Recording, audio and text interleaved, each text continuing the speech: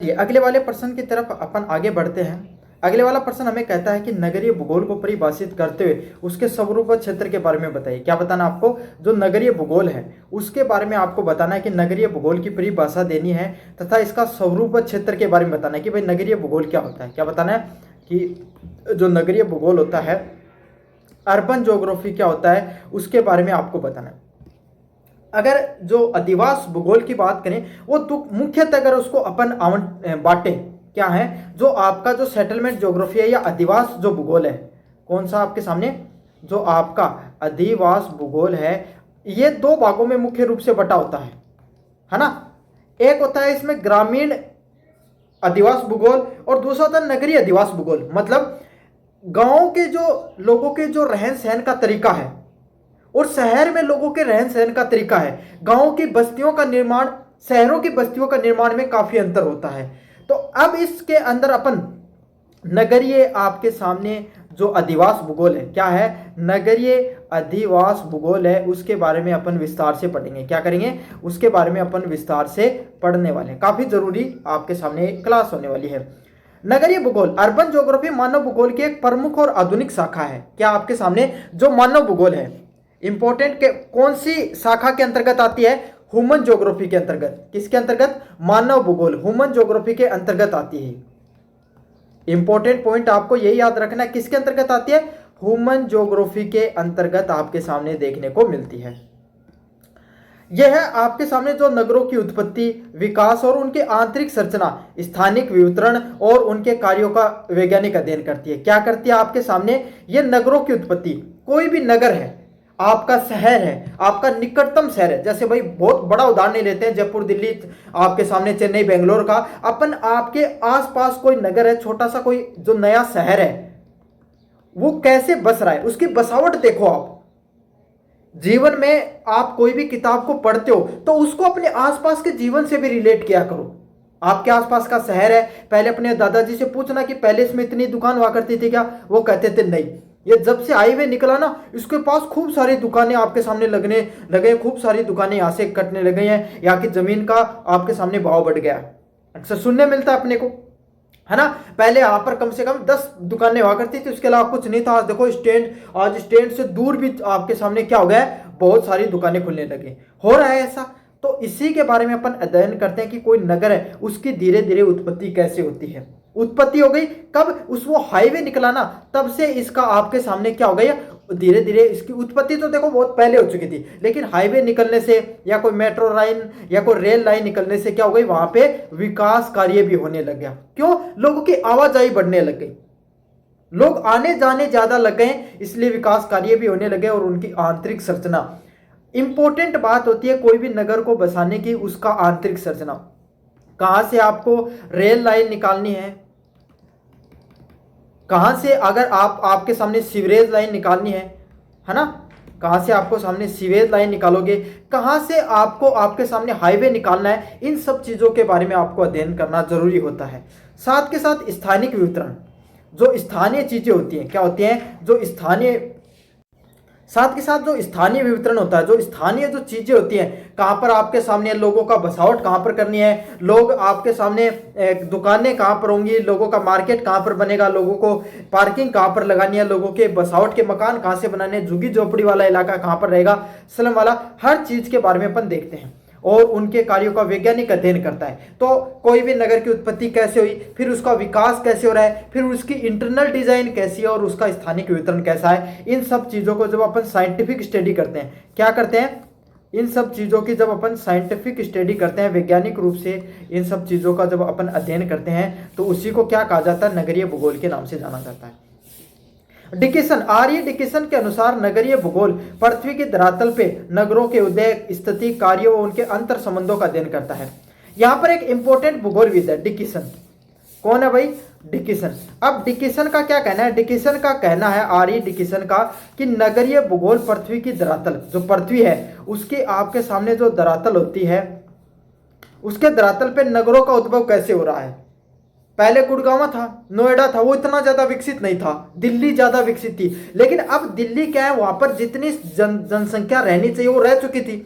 अब उद्योग वहां पर नए पनप नहीं सकते थे, तो उनका आसपास का क्षेत्र पनप सकता था। इसीलिए नोएडा, गाजियाबाद और आपके सामने जो गुड़गांव वाला इलाका वो क्या हुआ, विकसित हुआ।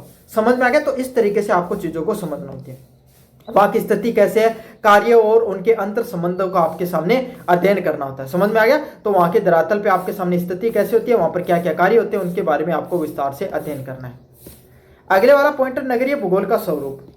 पहला होता है स्थानिक और आकारिक, स्पेक्टिकल एंड मोर्फोलॉजिकल, कि नगरीय भूगोल है ना, उसका स्वरूप कैसा, उसका नेचर कैसा होता है, उसके बारे में अपन विस्तार से पढ़ेंगे।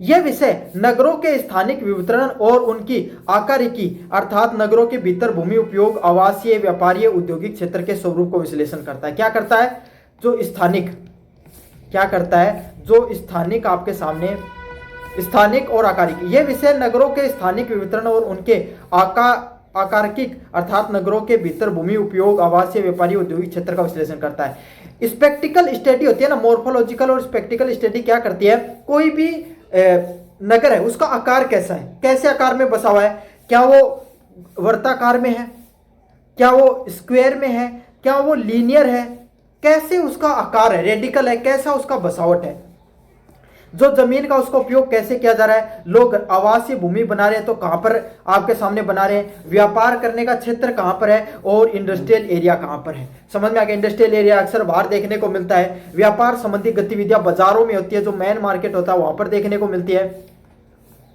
मेन मार्केट में देखने को मिलती है। और आवास होता है वो मार्केट के आसपास पनपता है ज्यादातर, या कोई बड़ा हॉस्पिटल हो गया, कोई स्कूल हो गई, कोई रेलवे स्टेशन हो गया, उसके आसपास का क्षेत्र अक्सर आवासीय क्षेत्र में पनपता है। क्यों, क्योंकि वहीं पर आपके सामने लोगों को आसानी से चीजों की उपलब्धता होती है। अगले वाला होता है डायनामिक, गत्यात्मकता। नगर कभी स्थिर नहीं होते, वे लगातार फैलते रहते हैं। पहले आपके शहर था, आपके आसपास का शहर था, क्या पहले जो शहर था आज भी क्या उतना ही बड़ा शहर है? नहीं, वो लगातार फैल रहा है।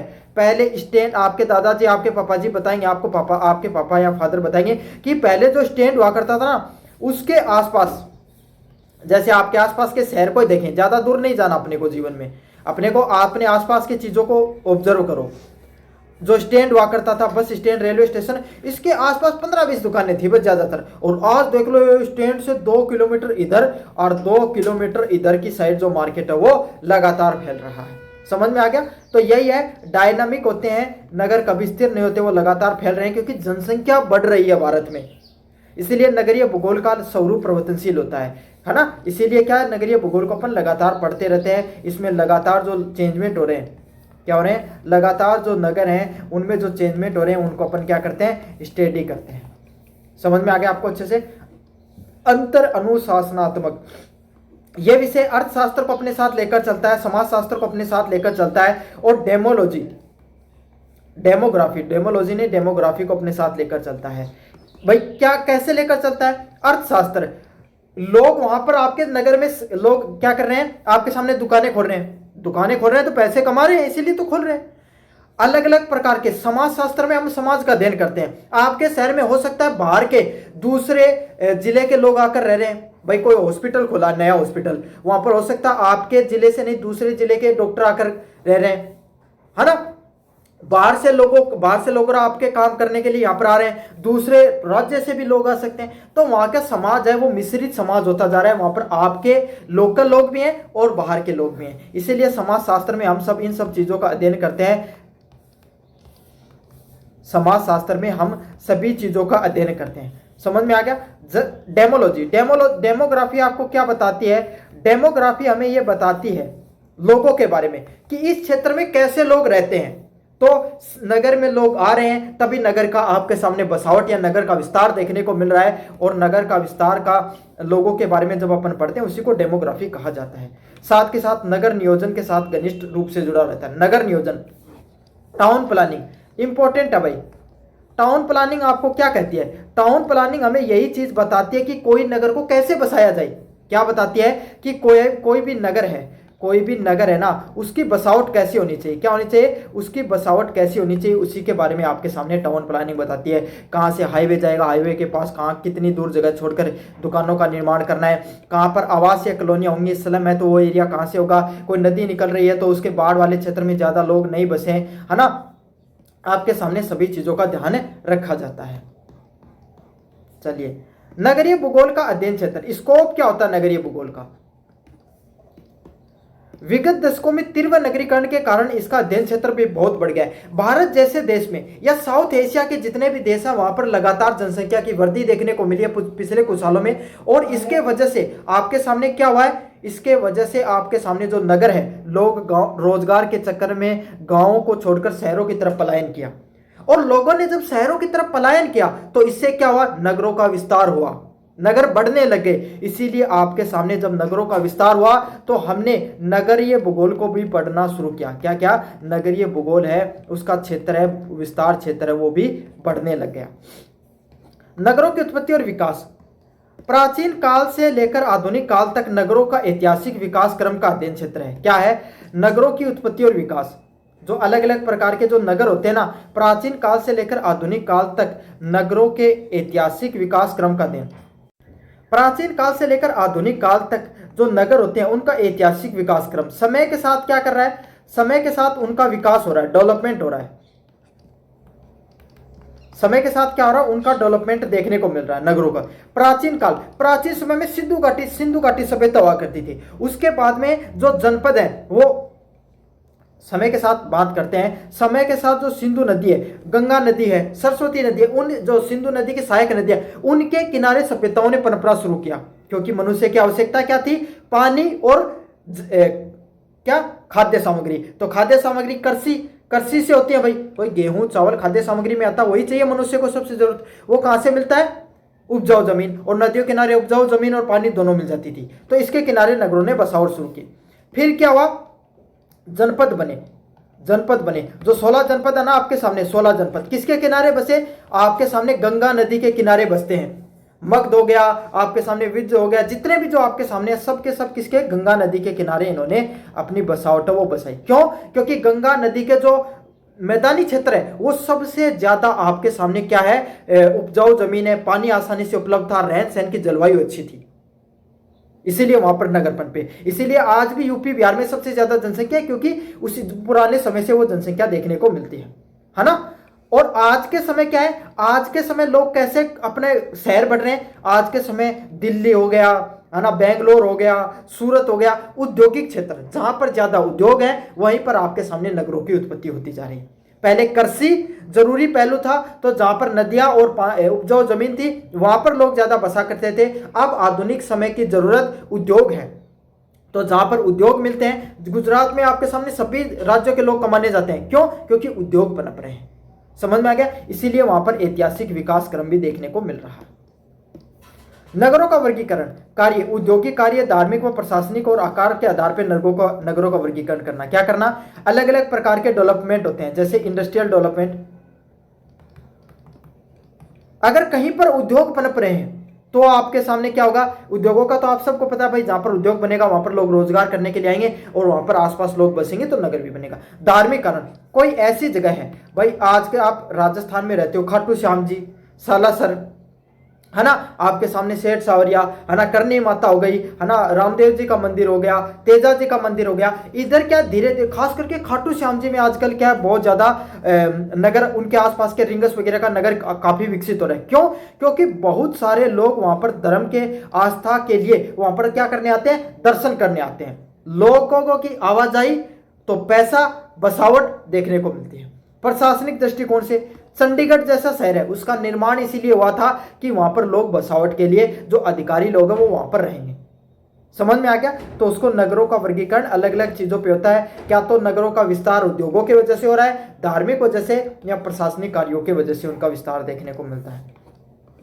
नगरीय आकार की, अर्बन मोर्फोलॉजी, नगरों की आर्थिक संरचना के सिद्धांत, जैसे केंद्रीय वलय सिद्धांत व खंड सिद्धांतों का अध्ययन करना। क्या करना, जो नगर है, अर्बन मोर्फोलॉजी होती है ना, अर्बन मोर्फोलॉजी में जो नगरों की आंतरिक संरचना की, नगर बसे हुए कैसे हैं, उनकी बसावट के बारे में अपन अध्ययन करते हैं। जैसे कि केंद्रीय वलय, सेंटर की, जो केंद्र है ना, केंद्र के अंदर आपके सामने ज्यादा बसावट है, बाहर कम बसावट है ना। खंड सिद्धांत, इसका दो अलग मुख्य सिद्धांत है, इनके बारे में विस्तार से आगे पढ़ेंगे अपन। नगर प्रदेश, सिटी रीजन, कौन सा रीजन? City reason. एक नगर को अपने आसपास व ग्रामीण क्षेत्र में हिंटरलैंड व ह्यूमलैंड पर पड़ने वाले प्रभावों का विश्लेषण। एक नगर का जब विकास होगा ना, तो उसके साथ उसके आसपास के ग्रामीण क्षेत्रों का भी विकास होगा। क्यों? क्योंकि भाई नगरों में लोगों को आपके सामने वहां पर चलाने के लिए, वहां पे मजदूर, आसपास के गांवों के लोग है ना, काम करने के लिए वहां पर जाएंगे। पहली बात, रोजगार मिलेगा लोगों को। दूसरी बात क्या है?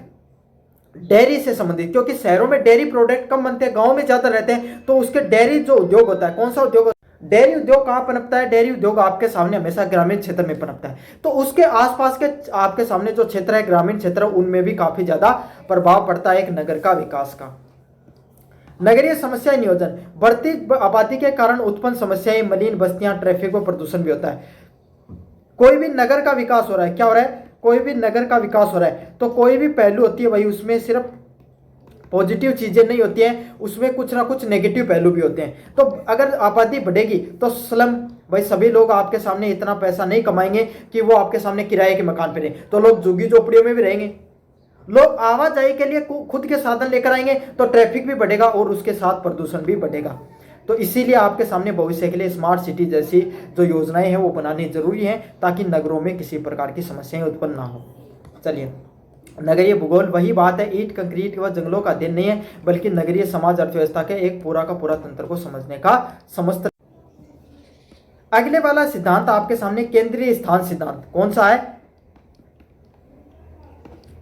केंद्रीय स्थान सिद्धांत। अभी केंद्रीय स्थान सिद्धांत क्या कह रहा है आपके सामने? केंद्रीय स्थान सिद्धांत क्या कहता है, उसके बारे में अपन विस्तार से पढ़ेंगे। क्या करेंगे? विस्तार से अपन इसका अध्ययन करने वाले हैं। क्या कहता है आपके सामने? ये कहता है नगरीय भूगोल में केंद्रीय स्थान सिद्धांत, सेंट्रल प्लेस थ्योरी, सीपीटी। कौन सी थ्योरी है? Central place theory. क्या कहती है central place theory? Central place theory एक अत्यंत महत्वपूर्ण व युगांतकारी सिद्धांत है, समय के साथ बदलाव आने वाले सिद्धांतों में से। इसका प्रतिपादन जर्मन भूगोलवेत्ता वोल्टर किस्टाल्टर के द्वारा किया गया था। वोल्टर किस्टाल्टर ने क्या बताया आपके सामने? इन्होंने 1933 में दक्षिण जर्मनी के नगरों के अध्ययन के आधार पर किया। मतलब ये जो नगरीय भूगोल का जो केंद्रीय स्थान सिद्धांत है, सेंट्रल प्लेस थ्योरी है, इसको किसके द्वारा बताया गया? वोल्टर किस्टाल्टर के द्वारा। मोस्ट इंपोर्टेंट नेम है। अगर आप पेपर के अंदर अगर ये प्रश्न आए तो इस नाम को जरूर से बताना है। क्या करना है? इस नाम को जरूर से उसका बारे में बताना है। इस नाम के बारे में आपको जरूर से बताना है। अच्छा, इन्होंने कब बताया? 1933 में आपके सामने जो दक्षिण जर्मनी है, कहाँ के थे? शायद जर्मनी के थे। उनके जो नगर है, उनकी बसावट कैसे है, उनका इन्होंने विस्तार से अध्ययन किया। क्या क्या? उनका इन्होंने विस्तार से अध्ययन किया। फिर उस विस्तार के अध्ययन में उन्होंने पाया, और उसी के अध्ययन में जो जो चीजें इन्होंने सीखी, उसके आधार पर इन्होंने चीजों को बताया। इनका मुख्य उद्देश्य समझना थी कि बस्तियां, नगर, कस्बों की संख्या, आकार और उनके बीच की दूरियां किस प्रकार से निर्धारित होती हैं। इन्होंने क्या सीखा कि जो अलग अलग प्रकार की जो बस्तियां होती हैं, क्या होती हैं? अलग अलग प्रकार की जो बस्तियां होती हैं, उसमें नगर व कस्बों की संख्या कितनी होती है।